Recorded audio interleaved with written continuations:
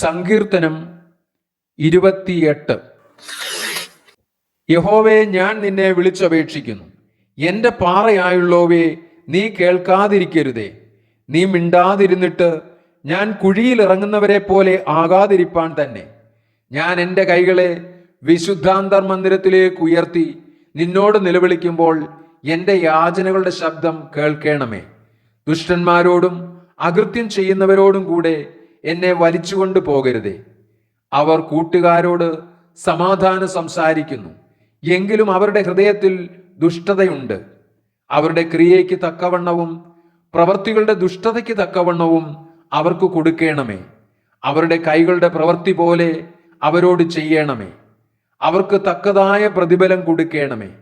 യഹോവയുടെ പ്രവൃത്തികളെയും അവന്റെ കൈവേലയെയും അവർ വിവേചിക്കായിക കൊണ്ട് അവൻ അവരെ പണിയാതെ ഇടിച്ചു കളയും. യഹോവ വാഴ്ത്തപ്പെട്ടവനാകട്ടെ. അവൻ എൻ്റെ യാചനകളുടെ ശബ്ദം കേട്ടിരിക്കുന്നു. യഹോവ എൻ്റെ ബലവും എൻ്റെ പരിചയവുമാകുന്നു. എൻ്റെ ഹൃദയം അവങ്കൽ ആശ്രയിച്ചു, എനിക്ക് സഹായവും ലഭിച്ചു. അതുകൊണ്ട് എൻ്റെ ഹൃദയം ഉല്ലസിക്കുന്നു, പാട്ടോടെ ഞാൻ അവനെ സ്തുതിക്കുന്നു.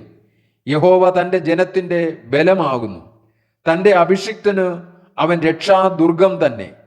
നിന്റെ ജനത്തെ രക്ഷിച്ച് നിന്റെ അവകാശത്തെ അനുഗ്രഹിക്കണമേ. അവരെ മേയിച്ച് എന്നേക്കും അവരെ വഹിക്കണമേ.